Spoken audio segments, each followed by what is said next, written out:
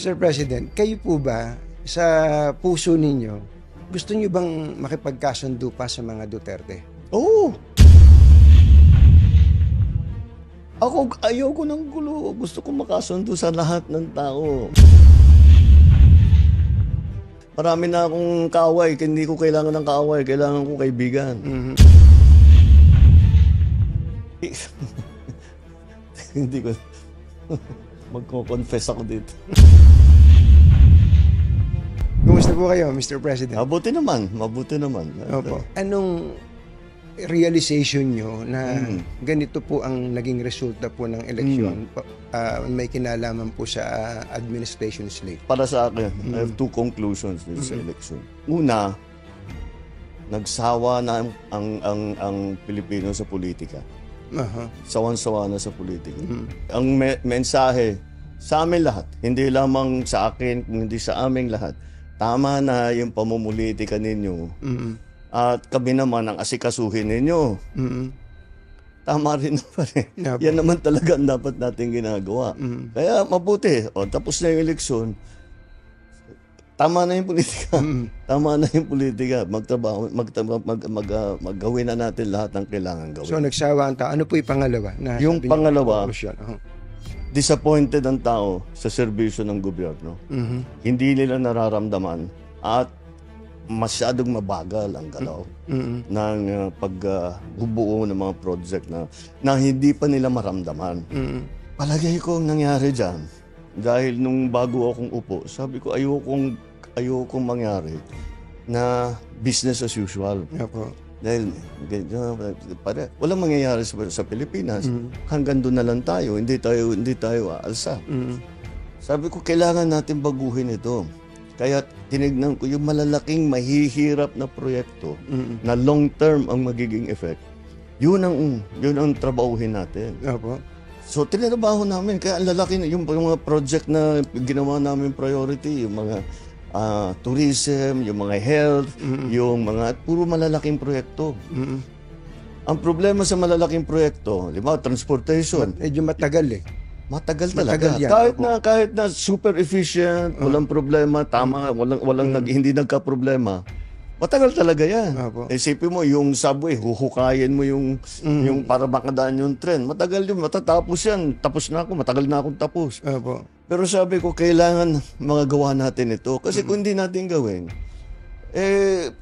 paano na? Hanggang dito na lang tayo. Kailangan gumawa tayo ng bago.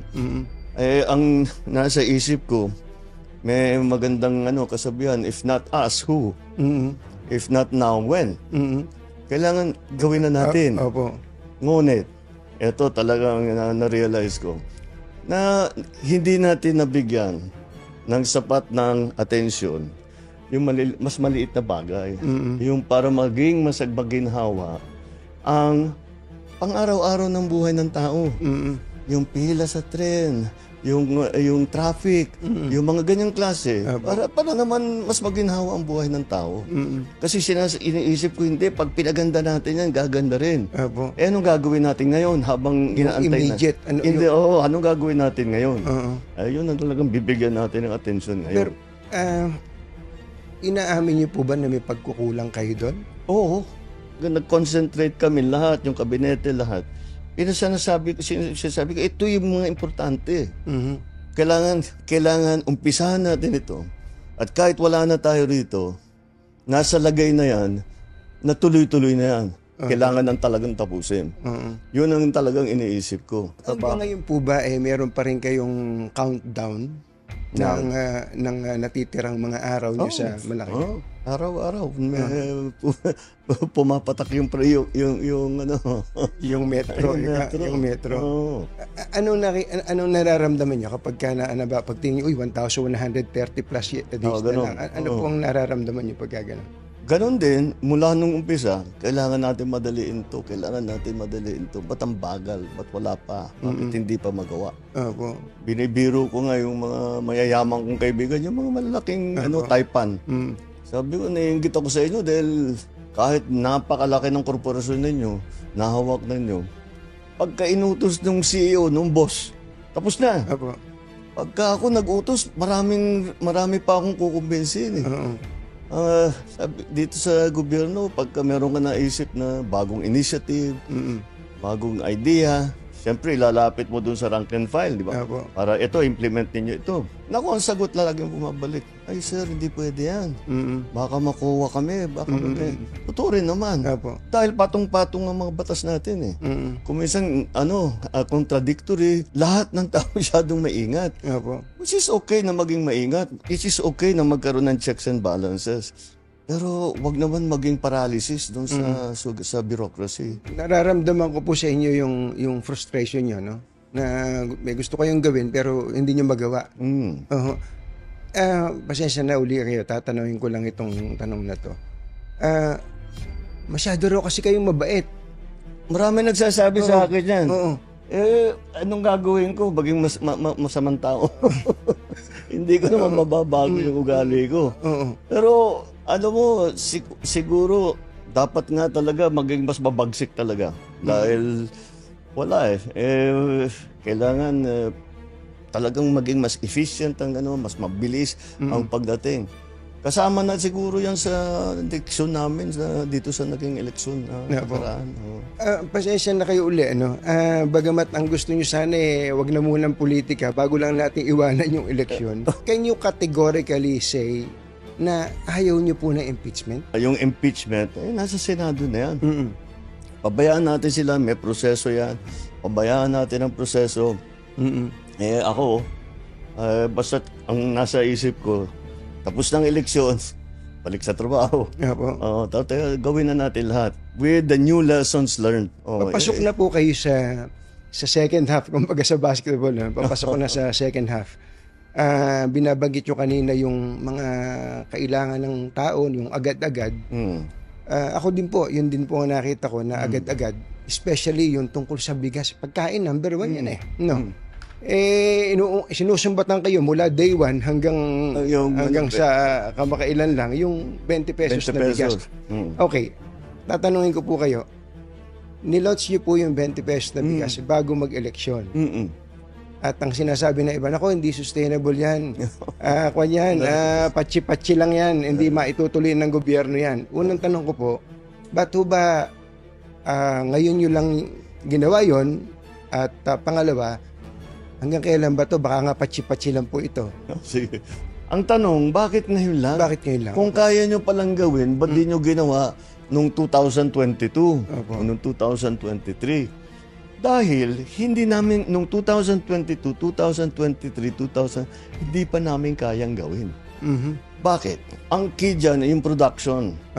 Kaya patayo namin ng irrigation, ang dami naming dam na ginawa, ang dami na naming pinamigay na makinarya. 2023, ang ani ng palay sa Pilipinas, pinakamataas sa kasaysayan ng Pilipinas. Nalampasan pa yun noong 2024. Kaya sa production, dahan-dahan, inaalalay natin. Bakit ngayon lang na tayo nagbibigay ng tulong sa produksyon? Dahil ang Pilipinas, ang mga opisyal, na-spoiled. Basta't import lang ng import.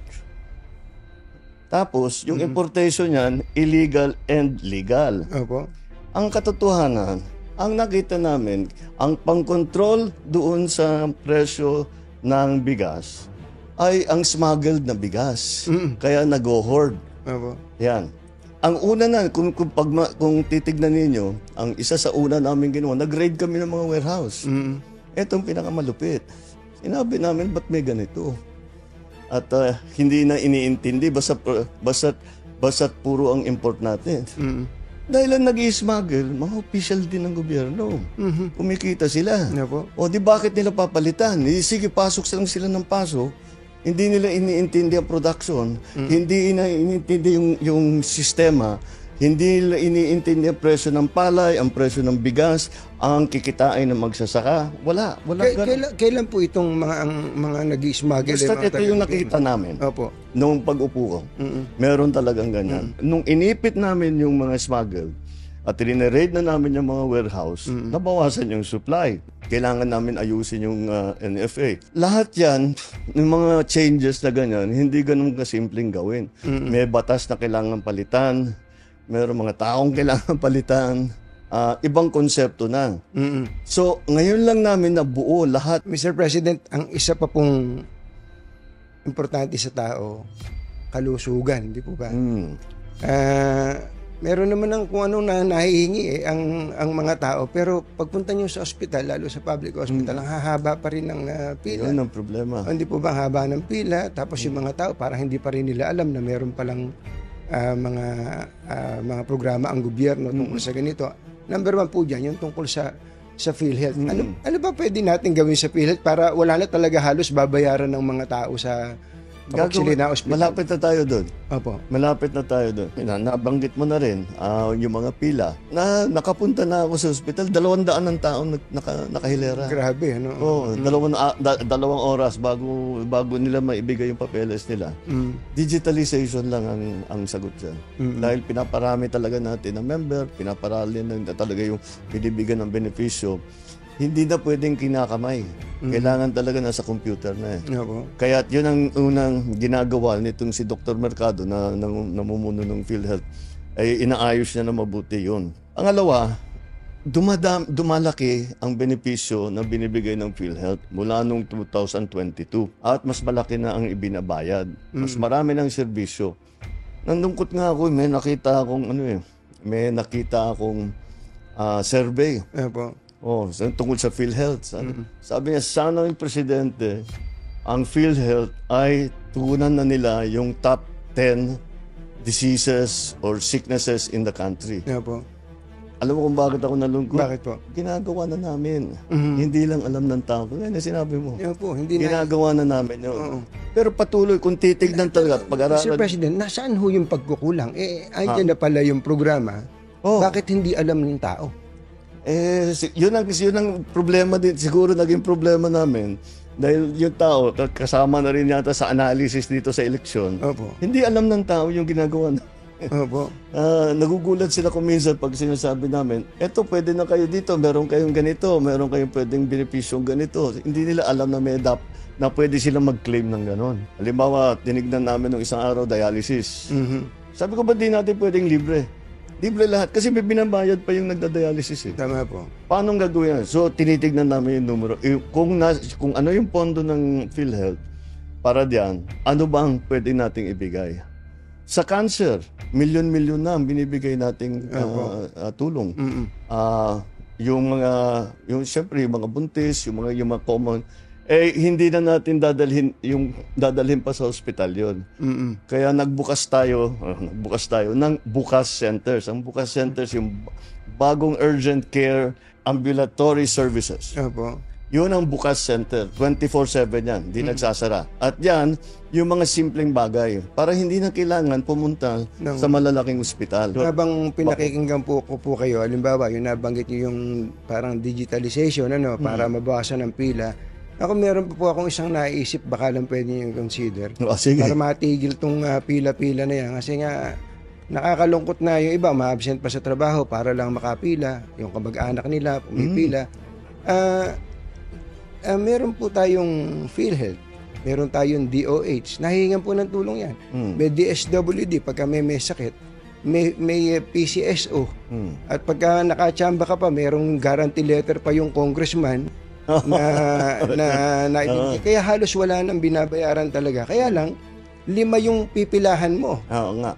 Pwede po bang magpatayo na kayo ng isang pipilahan na lang kung hindi man kailangan? Para diretso na po ang tao. Para tutulungan mo din lang yung tao, wag mo na silang pahirapan. Lahat yan, ang problema talaga. Old style ang ginagawa Opo. Yun lang, kamay. Opo. Kaya, yun, meron tayong mga app, e-gov app na gano'n. So, ginagawa namin, hanggat maaari, huwag ka nang pupunta sa kahit na anong opisina, doon ka lang sa bahay mo. Now, kasama doon, kailangan may internet. Kaya pinapalawak din namin ang internet coverage. Para yung mga nasa island, yung mga nasa malayo, napakahirap para sa kanila. Tapos pupunta ka sa isang opisina, sasabihin, sige, ayos na ito, stamp. Anong next? Bumalik ka. Kailangan mong puntahan yung isang opisina. uuwi yun, babalik na naman doon. Isang linggo yun. Hindi mo naman pwedeng iwanan yung bata. Opo. Sino mag-aalaga? Sino magluluto ng hapunan ninyo? Di ba? Yun ang Kaya yung internet malaking tulong yan. Talaga ang dream ko na lahat ng serbisyo ng gobyerno hanggat maaari, yung payment sa gobyerno, pati payment ng gobyerno sa iyo, yung pag-apply ng kung ano-ano, gagawin natin by computer para hindi na mahirapan ng tao. Hindi na kailangan bumiyahe ng kalayo-layo. Opo. Napaka-importante po nun. Pero ang isa pa pong importante at tingin ko ay naririnig nyo rin, yung may kinalaman po sa peace and order. Oo. Hindi magre-report sa inyo yung pulis. Sasabihin ng pulis, bumaba ang antas ng krimen, ni-report na ganito, bumaba wala na yung ganitong mga hold up, etc. Pero pagpunta mo tinanong mo yung tao, ano ba pakiramdam mo? Naku, hindi na ako makapaglakad ng gabi. Yung anak kong estudyante, hindi makalakad, makahablutin na lang dyan. Parang may disconnect, Mr. President. Kung gano'n ang pakiramdam ng tao, kailangan talaga natin tugunan. So, ang una namin ginawa, inutusan ko silang ng DILG at saka Chief PNP, sinabi ko sa kanila, dapat laging may nakikita na pulis na naglalakad. Opo. Kasi pagtagal ng panahon, nakikilala mo na yun eh. Opo. Di kang maging kaibigan yung pulis para pag nakita, may safe kami rito. Nandyan si Sergeant ganito ganyan eh. Kailangan ang pakiramdam ng tao, laging may pulis dito. Opo. Pag may pumutok dito, may tatakbo na yan. Wala pang 5 minutes, may tatakbo na rito dyan. Na tinatanong kung ano yung nangyari dito. Yun ang dapat na mangyari. Police visibility. Tapos yung mga patrol cars nila, di ba dapat nandiyan lagi para actually kahit walang pulis minsan, pag may patrol car deterrent na rin sa krimen eh. Tapos pangalawa pa doon ay yung ating emergency calling. Di ba meron tayo iba-iba eh. Bawat bayan 119 911, 999 kung ano-ano. Gagawin namin isa. Yung pong drug situation. I'm sure nakarating na rin po sa inyo ngayon na may mga barangay dyan na bumalik na naman yung mga gumagamit, tapos yung ibang mga pusher na mga small time lang naman pero nandiyan na naman daw po. Ano bang gusto nyong gawin dyan? Kaya ang gusto namin gawin dyan, pareho na naman dun sa sinatawag ko yung maliliit versus yung maliliit na project. Dahil ang pinanteriya namin kung saan pumapasok.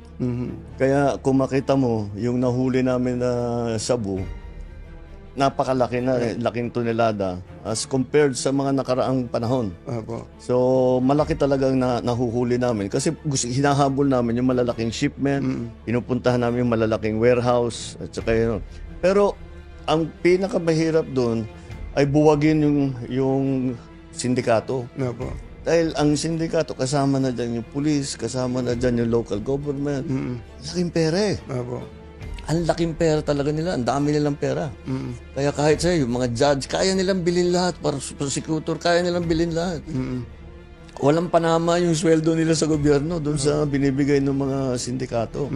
Kaya yun ang binubuwag namin. Yun ang pinaka-importante. Ngayon, hindi na namin binigyan ng atensyon yung nasa baba. Yung nasa baba. So, dahan-dahan bumabalik. Kasi sabi ko yung operation natin, kailangan malaking seizure. Kailangan malaki. At saka nakakahuli tayo ng mga drug lord talaga. At saka nakakasuhan natin at naikukulong natin kung talagang guilty. So, ngayon, in the same vein, part of the lesson of these elections, let's go back to yung sa grassroots level. Na kung inaalala ng tao, sinasabi, nagbabalikan dito, asikasuhin natin. Wag na sige, tuloy natin yung malalaking drug bust. Tuloy natin yung mga, ikukulong natin yung mga sangkot dyan sa drugs. Pero, tignan muna natin yung mga small offender. Sinabihan ko na nga ang DILG, nakausap ko si Sec. John Vic. Sabi ko, tama rin naman. Kasi hindi magandang tignan yung lugar mo. Maraming nagbebentaha, maraming mga high na ano-ano ginagawa. And that's why yung aming bagong is cops on the beat na may tao doon. Kasi kung may tao doon, walang ginawa yan, araw-araw umiikot ng umiikot, alam niya lahat yan. Opo. Oo, alam niya lahat So, yan. aasahan po namin in the next coming days, pati mga, kumbaga, ang tawag namin dyan, yung maliit, mga dagandingding eh. Mga dagandingding, uhulihin na rin sila, hindi na sila pababayaan ng pulis, hindi Oo, puro big hindi. time. Ay, kasi talaga, iniiwasan ko, yung basta may suspetsa, o may hinala, o may sumbong, basta huli, papatayin na lang, di ba? Wala Yun, naman. doon kami lumalayo. Opo. Doon kami lumayo. Dahil talagang ayaw na ayaw ko yun. Dahil hindi mo dapat gawin yun. Sabi ko, mag-focus tayo sa malalaking drug bust. Ngayon, mag-focus ulit tayo doon sa small time. Sabay yun. Tinitira yung malaki, Hindi tinitira yung naman maliit. titigil yung mga operation. Sakit sa ulo, ano po. Oo, talaga. Opo. Kayo po ba, anong gusto nyo? Kayo ay kinatatakutan o kayo ay nire-respeto? I want to be respected, but maybe fear is better. Considering our current situation, ano ba? Yeah. Kaya ako po tinanong yun, kasi I'm sure naririnig nyo naman yung mga usapin ng mga katiwalian, saan-saan, sa ibang ahensya ng gobyerno, ibang sangay ng gobyerno. Kasi daw po, mabait nga po kayo at hindi daw po natatakot sa inyo itong mga tampalasan, mga luko-luko na to. Ngayon pong papasok tayo sa susunod na second half, ano ba ang aasahan namin sa isang Presidente Marcos in relation to anti-corruption effort? Sa nakaraang 2 taon, 3 years, basta't may report kami na validated, tanggal yan. Hindi na namin ina-announce, pero tanggal yan. Kadalasan. Marami na talagang, pero hindi na namin pinag-usapan kasi gulo na naman eh. Kasi basta umalis ka na. Kundi kakasuhan ka namin, kukulong kita, umalis ka na lang. Marami na rin Pero sir, ang laging sinasabi, I am resigning due to health reason. Parang binibigyan nyo pa ng graceful exit eh. Hindi tuloy natatakot yung iba na gumawa eh. Pero ang gagawin natin, performance review. Maganda naman ang takbo, pero performance review. Para ito yung target natin, ba't di natin naabot? O ito, nakuha natin. Ito, overpriced na naman. Ito yung ganito, ganyan. All of these things that, performance review. Titignan namin, bakit mabagal ang baba ng serbisyo? Anong gagawin natin para pabilisin? Yun ang importante. Sir, wala ba kayong sisibaking gabinete ngayon? Kasi marami pong, parang the people are lusting for blood eh. Parang ganun po eh. Yun yung pinag-uusapan natin kaninang, baka dapat mag-sample kayo para kayo katakutan din po. Baka mangyari yan. Dito nga sa ginagawa namin performance review. Yun ang warning ko sa kanila, and that's what we will have to look at again. Kung talagang may nagkukulang o corrupt, kung talagang masyadong mabigat yung kanilang kasalanan, kasuhan na namin. Tignan natin kung ano maging resulta nitong performance. Ang bait nyo, sir. Ang bait nyo talaga. Bakit? Palagay ko naman, kung happy kayo sa iba, meron kayong hindi kayo happy sa iba dyan eh. Yung mga hindi ako happy, tinanggal ko na. Wala na bang tatanggalin? Kung hindi sila nakapag-perform na mabuti, ito nga, sasabihin, pakinggan niyo yung tao. Opo. Madami kayong dahilan, marami kayong katwiran kung bakit hindi nangyari, bakit hindi nabuo, bakit nakatagalan, ganyan. Sabi ko, hindi interesado yung tao dyan. Ano ba, kailan ba? Kailan ba gagawin? Kailan namin maramdaman yan? Hindi mo naman masisi yung tao, tama naman sila. Kayong may hawak ng gobyerno, ayusin ninyo. Huwag nyo nang isumbong sa amin, basta't gawin na ninyo. Actually, that's the lesson we learned from this election. Don't explain it to us anymore, just do it. Tama na yung mga magagandang paliwanag with the good statistics at saka kung ano mga drawing. Basta gawin na lang ninyo. I don't blame people. Hindi mo naman masisi ang tao. Yung pong isang aspeto ngayon na kahit papano ay gumagaan-gaan ang buhay ng tao, yung sa sektor po ng transportasyon. Yung po, diretso yun. Araw-araw nagko-commute ang mga tao. Ang MRT, LRT, ang dami pong sumasakay dyan. Pero gusto ko lang sabihin sa inyo, kahit pa paano, umikli na ang pila. Kasi pinupuntahan niya, nakita niya, yung mga hindi na kailangan doon, yung pinagpipilahan, mga security check, mga kung ano-ano, wala nang hindi nakasama sa pagsakay. Nung report nga niya sa akin, Kanya, sabi niya, sa lahat, matagal na, marami na ako nasakyan ng mga train sa buong mundo. Ngayon lang ako nakakita, may security check, may bomb check, may inspection ng bag, kung ano-ano. Tinanggal niya lahat. Opo. O di, nabawasan yung pila. Ganon din yung ginawa namin sa airport. Ngayon, nabawasan na yung pila. Mas maganda yung ayos na sa patakbo sa airport. Inaayos na lang namin. Ang kawawa naman sa airport, yung OFW. Opo. Yung mga dayuhan, ang bilis ng daan. Walang problema. Pero yung OFW, kung ano-ano hinihingi. Kawawa naman. Yung RF code, may ID, may clearance, na kung ano-ano, bago sila makalabas. Opo. Dapat, di ba, yun yung blue lane, di ba? Dapat, OFW ka, sige na. Sige na, stamp, sige na. Di ba? Dapat ganun eh. So dahan-dahan mapupuntahan din natin yung ginagawa namin ginagawa kaming pagpalit sa Bureau of Immigration pati. Yung tinatawag na e-gate. Opo. So dadamihan natin yung e-gate. Mabilis na yan para hindi na... Yun ang pinag-usapan ko, yung maliliit. Para siguro, kung nasa, iniintindi mo lahat ng iba't ibang sistema, maliit na bagay lang. Pero hindi eh. Nararamdaman ng tao yun. At yun ang hinahanap nila eh. So, ibigay natin sa kanila. Mr. President, kayo po ba, sa puso ninyo, gusto niyo bang makipagkasundo pa sa mga Duterte? Oo. Ako, ayoko ng gulo. Gusto ko makasundo sa lahat ng tao. Mas maganda, marami na akong kaaway. Hindi ko kailangan ng kaaway. Kailangan ko kaibigan. Kagaya na sabi ko sa'yo, pagka... hindi ko... Magko-confess ako dito. Pwede naman po. Para akong pari po nito ngayon na po. Ewan ko, kahit hanggat maaari, ako, ang habol ko ay yung stability, peaceful, para magawa namin yung trabaho namin.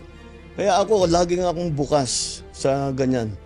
I'm always open to any approach na, alika, magtulungan tayo. Diba? Kahit hindi tayo magkasundo sa polisiya, hindi tayo magkasundo. Gawin yung trabaho pero wag na tayong nanggugulo. Wag na natin, tanggalin natin yung gulo. Grabe, no?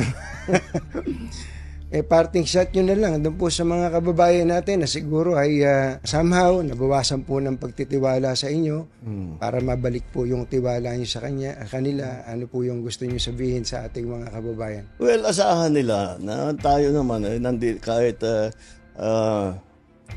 kahit nasa matataas na posisyon, asahan nila lagi kaming nakikinig. Lagi kaming nakikinig sa kanilang hinain, sa kanilang nagiging problema at tinahanapan natin ng long-term solutions. At ngayon, talagang ipamadaliin na namin yung immediate solutions na pwedeng gawin kaagad. At yun ang mararamdaman ng taong bayan. Marami.